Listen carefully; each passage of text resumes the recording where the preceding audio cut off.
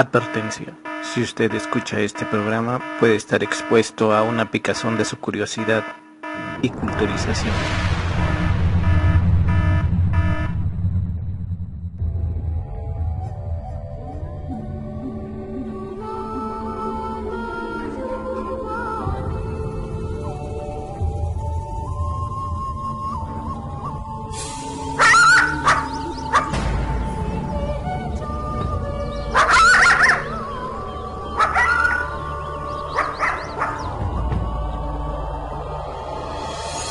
Pláticas entre coyotes.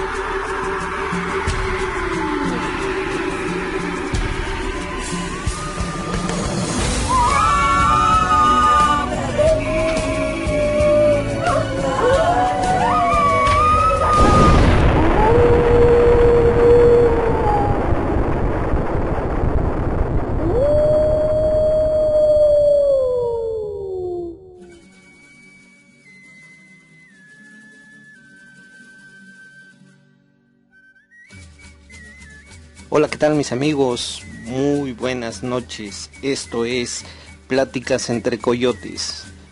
La cortinilla nos quedó de Pocahontas, así que vamos a iniciar este piloto, este primer programa de Pláticas entre Coyotes, hablando de un tema súper interesantísimo, algo que nos atañe a todos los jojeños, y esto es precisamente Santa Cruz Jocotlán. Ese es nuestro tema de esta noche, y vamos a iniciar esta plática. El nombre de Santa Cruz Jocotlán hace referencia a un vocablo náhuatl que los autores o los autores más conocidos o los que se les acepta más dicen que se traduce en el lugar de frutas ácidas, y esto tiene referencia a los ciruelos que había en la población, dado que esta fruta es ácida y que la población de Santa Cruz Jocotlán estaba plagada de estos árboles en aquel entonces. Y es por eso que le dieron este nombre. El nombre zapoteco y el nombre mixteco está ahí todavía muy oscuro, porque los autores todavía no se llegan a poner de acuerdo cuál es. También hay un autor que se llama Manuel Martínez Garacida, que refiere al nombre de Jojocotlán como lugar de los pinos verdes. Todo esto también debido a que en la población o en las faldas del cerro de Monte Albán existían estos árboles en una población mayor. Los mixtecos referenciaban a Jojocotlán como referenciaban a la montaña sagrada. Le llamaban Nuyitot, no Oyo, que quería decir tierra de las flores, cara de luna. Esto es porque en primavera los cazahuates, esta planta silvestre, le brotaban unas flores de color blanca que referenciaban mucho a aquella leyenda de la princesa muerta que dio su vida por los mixtecos y los zapotecos, uniendo a estas dos grandes razas.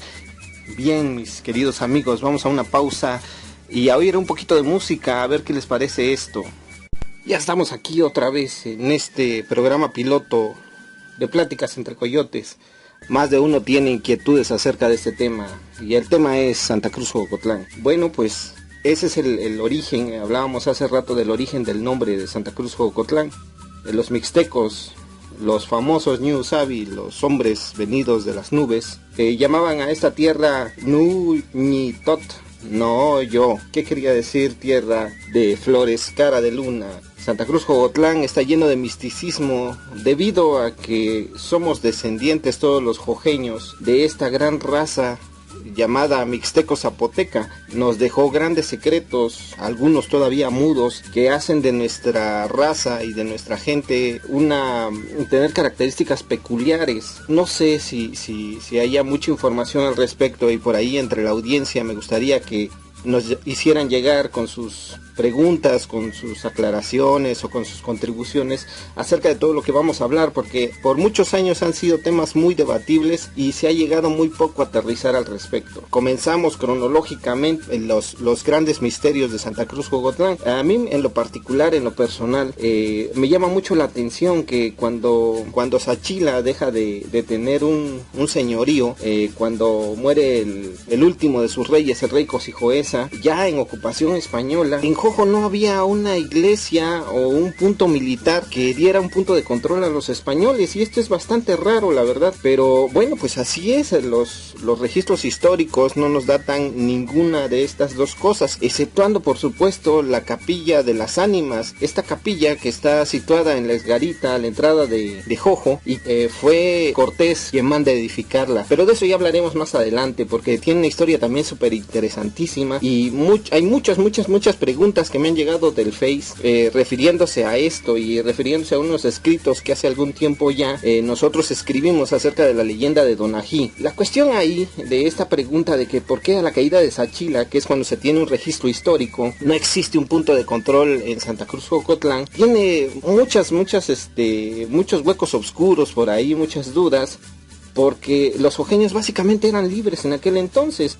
Se rumoraba por ahí, o se cuenta una leyenda, que hace mucho tiempo la Santísima Inquisición mandaba a sus soldados a hacer recaudaciones a todas las rancherías, los pueblos cercanos a Oaxaca, y llegando a Jojo tuvieron un problema con un señor, un brujo, que se hacía llamar así uno de los descendientes de aquella raza olvidada de los mixtecos zapotecos, que era un general de aquellos antepasados, un general de aquellos guerreros que gobernaban en estas tierras, y tuvieron un encuentro con las tropas españolas, y de alguna manera se inició una guerra que llegó hasta los mismísimos centros de la ciudad oaxaqueña, y tuvo su desenlace con la muerte de muchos religiosos españoles y de muchos jojeños también, porque la Santa Inquisición venía aquí a Jojo a colgar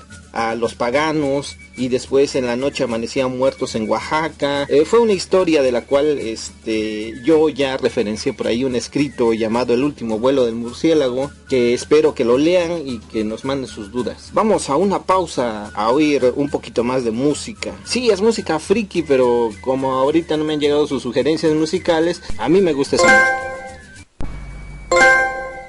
Regresamos otra vez a este primer programa, a este piloto de Pláticas entre Coyotes. Aquí estamos hablando acerca de la Santa Inquisición, la época en que Jojo se liberó de la Santa Inquisición y nació un tratado donde los españoles no podían venir a Jojocotlán a enjuiciar a los yerberos y a los brujos, y solamente se les pedía una contribución en maíz, en ciertos productos que tenía la población como tomate, calabaza y esas cosas, para que los españoles no pudieran venir aquí. Pero también se dice que esta situación se debió a una pequeña guerra que tuvieron los españoles con los mixtecos zapotecos. Ahí hay una historia también muy fundamental, porque en la época de construcción de la iglesia de la Soledad, era la época en que ya la mano de obra estaba muy escasa, y entonces comenzaron a traer de los pueblos vecinos gente, generalmente varones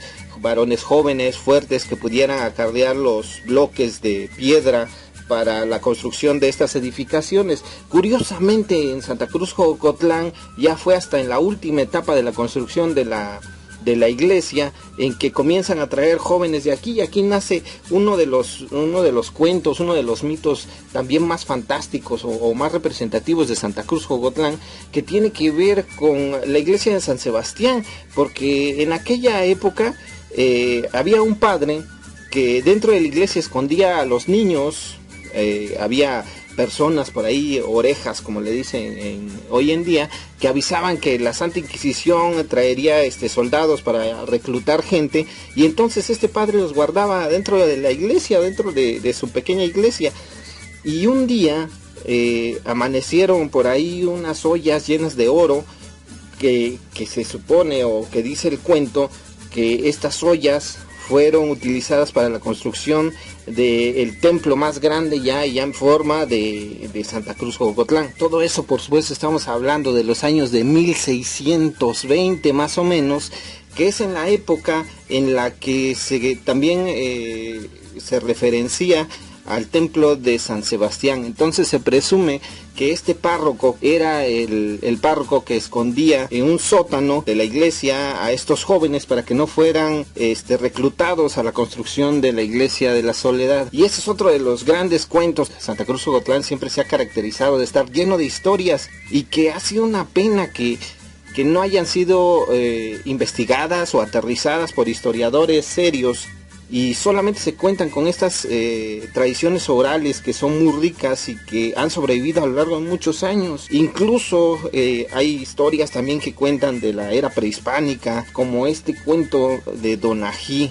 Este cuento que tiene que ver con la guerra entre los zapotecas y los mixtecos, que, como ya decía, platicaremos más adelante y cerraremos con broche de oro con esto. Vamos a oír otra pieza musical que a mí me gusta mucho en lo particular y quiero compartir con ustedes. Bueno, mis amigos, estamos hablando aquí en el primer programa, en el programa piloto de Pláticas entre Coyotes, y el tema principal, el tema central es Santa Cruz Jocotlán. Todas estas leyendas, todos estos cuentos que nos han impactado mucho y que hemos publicado en la página y que hemos recibido 1 millón de preguntas, bueno, no 1 millón, pero sí bastantes de preguntas, de comentarios acerca de eso. Nos ha propiciado hacer e iniciar esta nueva plataforma para que podamos tener un acercamiento mucho mejor y mayor con ustedes, y nos hagan llegar a través del Facebook, a través de preguntas, sus inquietudes acerca de qué es lo que quieren saber acerca de Santa Cruz Jocotlán, incluso de otras cosas. Por ahí teníamos unas preguntas acerca de Pearl Harbor, acerca de Santa Elena, acerca de Churchill, acerca de Don Porfirio, que también son muy interesantes y que, llegado su momento, estaremos comentando con ustedes.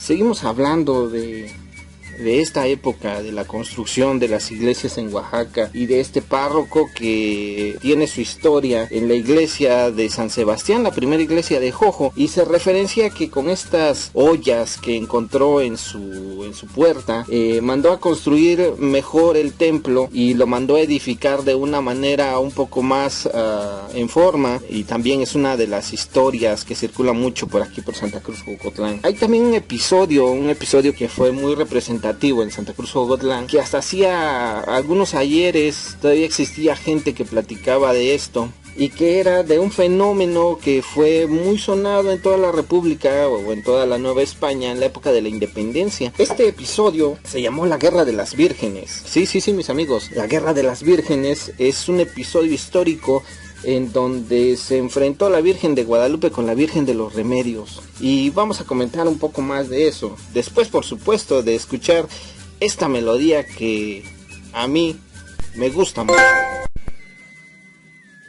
Estamos aquí, mis amigos, otra vez. Estamos comentando acerca de Santa Cruz Jocotlán, de lo poco que podemos abarcar en estos 45 minutos que vamos a tener de transmisión. Estábamos hablando del episodio llamado la Guerra de las Vírgenes. Primero vamos a comenzar por explicar el fenómeno. La Guerra de las Vírgenes es un episodio histórico de la independencia. Ustedes recordarán que cuando inicia la independencia hay un cura, se llama Miguel Hidalgo, y que toma como emblema, como estandarte, a la Virgen de Guadalupe. Y todo esto, el señor sabía de marketing, sabía de planning, y todo esto arrasó a muchas masas que se identificaban con la morenita, con la reina de todos los mexicanos. Y entonces, en contramedida, los españoles agarraron a la Virgen de los Remedios y también la tenían como estandarte. Lo curioso del caso es que cada vez que se suscitaba una guerra donde estuvieran los dos estandartes, la Virgen de los Remedios o la Virgen de Guadalupe, que fuera del bando perdedor, era tomada como prisionera, incluso pasada por las armas. Y eso explica el por qué Santa Cruz Jocotlán no tiene su Virgen de Guadalupe, porque en un principio los españoles impusieron a la Virgen de los Remedios aquí en Jojo debido a una batalla que se perdió en las cercanías de Puebla, y hasta allá andaban los jojeños echando balazos, o más bien echando piedrazos, porque en aquella época las balas eran para ricos y nosotros todavía no teníamos ese nivel. Pero así es, mis amigos, les comento que una de las primeras imágenes de la Virgen de Guadalupe que existían aquí en la población fue regresada toda llena de hoyos debido a que fue pasada por las armas de los españoles. Y les explico muy bien este fenómeno porque suena chistoso, pero es bastante real. En la Guerra de las Vírgenes no solamente tenían la imagen, sino que aparte, conforme fuera ganando batallas la Virgen que tuviera determinado ejército, le iban tomando galones y iba subiendo de rango, ¿no? Entonces llegó un momento en que la Virgen de Guadalupe era la generalísima, inmaculada, señora de todos los mexicanos y gobernante o dirigente del Ejército de Liberación de la raza mestiza. Pues fue real, básicamente pueden ser consultados en cualquier libro de historia porque fue muy sonada la situación. Y todo esto también encierra un gran misticismo, porque les explico, la Virgen de los Remedios precisamente llega con Cortés, o más bien aportada por uno de sus soldados, que en aquel entonces se usaban estas figuras de bulto hechas ya sea de mármol, de yeso o de madera, que se ponía en el caballo, pues sí, como un sistema de protección, más bien para que no les fuera mal en batalla. Y esta situación inteligentemente la toma Hidalgo, pero con la Virgen de Guadalupe, la Virgen que escogió a los indios, a los nativos como propios y que se proclamó madre de ellos. Entonces, en consecuencia, pues obviamente tomaron a una campeona ya reconocida, que era la Virgen de los Remedios. ¿Por qué una campeona reconocida? Ustedes dirán, porque es muy sencillo, verán, les voy a contar una historia que tiene que ver cuando Cortés llega a Tenochtitlan. Cuando Cortés llega a Tenochtitlan, pues en uno de los nichos de Tenochtitlan, cuando está bien con Moctezuma, esto es antes de la noche triste, pone a la Virgen de los Remedios que traía este soldado y la pone ahí para que sus soldados puedan oficiar una pequeña misa, que es precisamente la misma Virgen a la cual fue oficiada misa aquí en Jocotlán. Entonces la pone ahí en Tenochtitlan y en consecuencia es venerada por estos españoles. Y cuando ya más adelante los nativos se quejan de que no ha llovido, de que Huitzilopochtli no quiere mandarles lluvia porque han estado adorando a esta Virgen ya muchos años después, entonces los españoles les dicen: tranquilos mis chavos, pues nosotros vamos a hacer aquí un paro, vamos a rezarle a la Virgen de los Remedios y nosotros prometemos, bueno, Cortés fue el que abrió su lindo hociquín y dijo: en 24 horas llueve, porque la Virgen de los Remedios es así de chipocluda. Y sí, efectivamente, mis queridos amigos, en 24 horas se presentaron unas aguas que casi inundaron a esa parte, esa región de México. Y en consecuencia fue tomada como la Virgen que venció a Huitzilopochtli. Y todo esto tiene que ver mucho porque la gente, todas estas historias se transmitían. Y entonces en la época de la Guerra de la Independencia, este estandarte fue usado por los españoles, la Virgen de los Remedios que había vencido a Huitzilopochtli. Inteligentemente Hidalgo agarró a la Virgen de Guadalupe, que también tiene un sentido muy místico, porque en aquel entonces todas las vírgenes dependían de su hijo Jesús. La Virgen de Guadalupe fue la primer virgen que aparece o es representada sin Jesús. Antes, en aquella época, todas las vírgenes dependían mucho y en todas, en las pinturas o en las imágenes de bulto que eran adorados, tenía que estar el niño Jesús ahí para que pudieran ser aceptadas por la iglesia, debido a que pues tanto en Roma como en los diferentes lugares donde se iba haciendo la conquista, tenía mucha similitud la Virgen con las diosas paganas. Entonces tenían miedo de que se asociaran estas dos ideas y de que lejos de catolizarse se aferrara más la creencia pues indígena. Entonces la Virgen de Guadalupe fue la primera que se independiza de Jesús.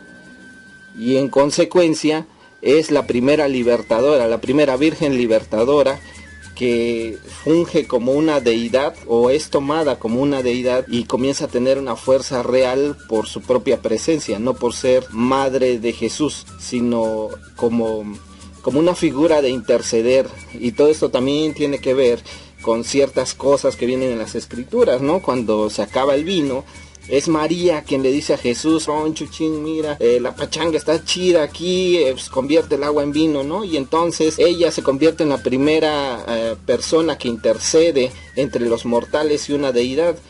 Y eso hace que pues agarre una fuerza fenomenal, ¿no? Todas esas cuestiones de marketing son usadas en aquella guerra de independencia. Y es así como, mis queridos amigos, antes en la iglesia de San Sebastián existía una Virgen de Guadalupe llena de hoyos, y precisamente esos hoyos eran porque perdió una batalla y fue fusilada.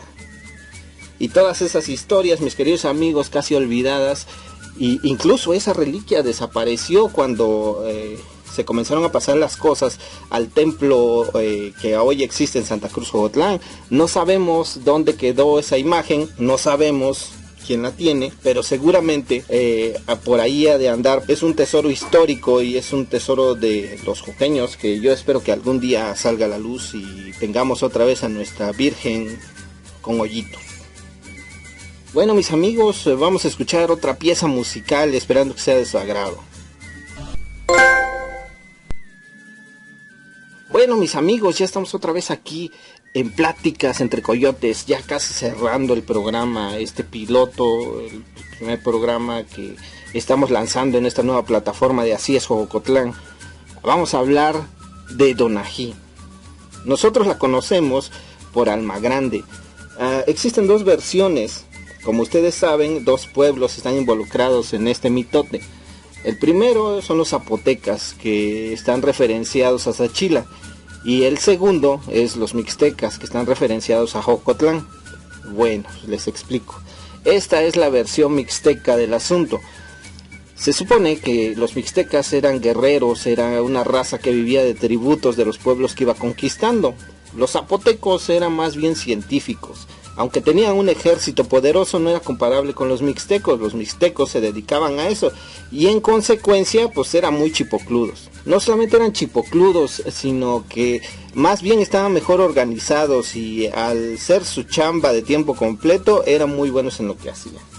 Pues bien, había sucumbido a unos tratados el rey de los zapotecas, señor Josijoesa. Le digo señor porque reinaba un señorío. Y muy inteligentemente había llegado a un acuerdo con uno de los señores que gobernaba Monte Albán, y era que cada cierto tiempo le tenía que dar un tributo.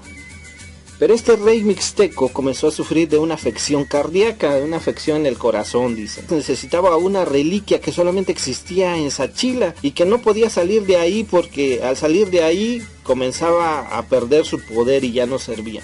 Esta reliquia lo referencian los cuentos como una esfera dorada. Muchos dicen que es un cráneo de cristal o de vidrio o de cristal de roca, que lo que hacía era sanar cualquier enfermedad. Irónicamente, al rey de los mixtecas esto le funcionó a medias, debido a que solamente lo podía sanar por un determinado tiempo. Y esa era una de las razones por las cuales respetaba a este señorío. Mucho tiempo después, ya en su etapa otoñal, pues tenía que dejar un heredero, que era el señor Sol. El señor Sol, yendo por el tributo y por la reliquia a la tierra de los zapotecas, conoce a esta muchacha zapoteca llamada Almagrande. No era la única hija del rey, pero dicen que era la más chingüengüenchona y la más chulita. Ellos comienzan a través de este amague de palabras, de que sí, tú te aprovechas de nuestro reino, y sí, ustedes por ser mensos y todo ese tipo de cosas, se comienzan a enamorar. Llega un día en que la reliquia es robada y el rey de los mixtecas pues necesita su medicamento. Y eso hace, mis queridos amigos, que al no encontrar la reliquia, el rey de los mixtecos pues ordena que sus filas que masacren a este reino y que traigan al señor de los zapotecas. aquel príncipe utiliza uno de los pasajes más míticos de Monte Albán, que es el que, según dicen las leyendas, que conecta Monte Albán con Sachila, y va a avisar a la princesa de que pues los chingadazos vienen. La princesa llega a alertar a su padre y lo llega a sacar de la ciudad, escapando así cosijoesa de las fuerzas mixtecas. El rey, el Gran Sol, que así le decían o así se llamaba, trata de frenar aquella invasión y lo logra a medias, pero en el trayecto, en el transcurso de ese herido de muerte, entonces regresa con Almagrande, encuentra la reliquia y lo cura, regresa otra vez a Monte Albán. Ya su padre, pues al no recibir su medicamento, pues chupa faros, no cuelga los tenis, se muere, y es ahí cuando nace un nuevo tratado de paz. El señor Sol se lleva a Don Ají en prenda de paz hacia Monte Albán, pero resulta que hay una cierta resistencia zapoteca que determina que Don Ají es esencial en el valle zapoteca para que puedan pasar muchas cosas, porque Don Ají básicamente es la heredera de este rey, que Don Ají era la que le llevaba como consejera, vamos, de este rey de su papá, del rey de los zapotecas. Hacen una cruzada, hacen un rescate hacia Monte Albán. Desgraciadamente, según dicen las leyendas, con 15 personas, y Monte Albán pues básicamente era una fortaleza militar fuerte de aquella época. Entonces obviamente son advertidos y pues el gran señor de los mixtecos tiene que cumplir su palabra, y su palabra es cortarle la cabeza a esta señorita. La cuestión, mis amigos, es que no tiene valor de hacerlo y le da sus ropas para que la princesa zapoteca pueda escapar de la ciudad, y lo hace por medio de unos acueductos.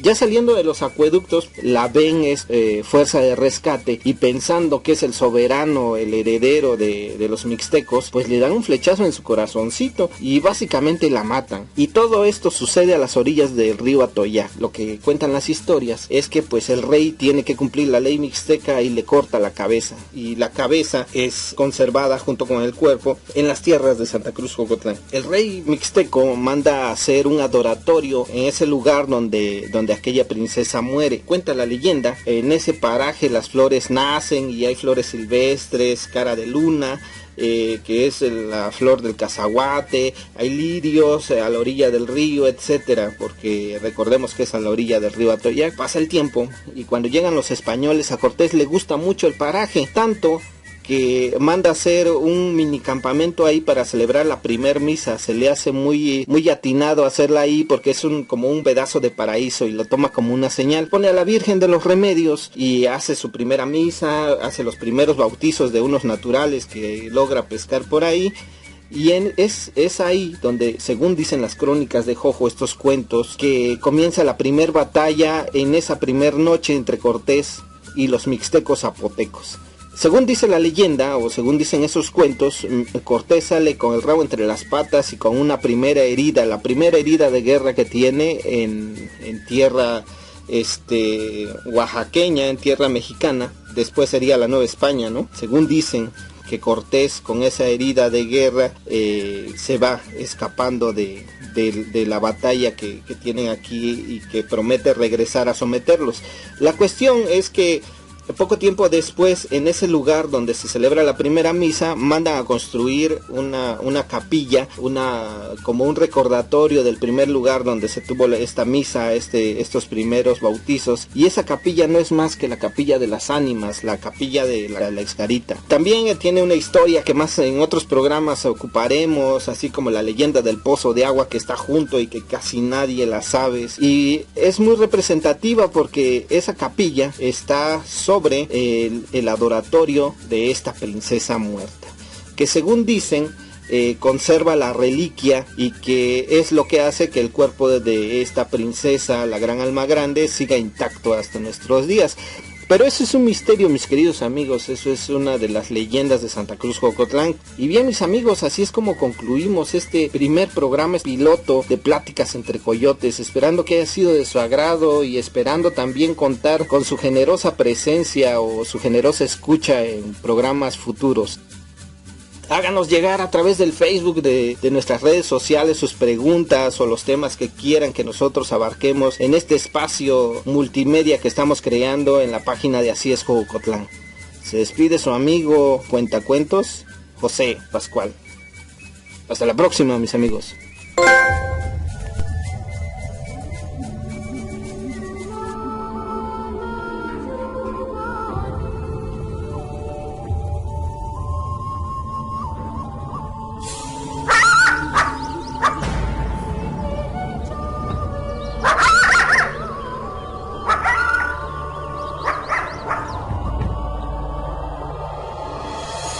Pláticas entre coyotes.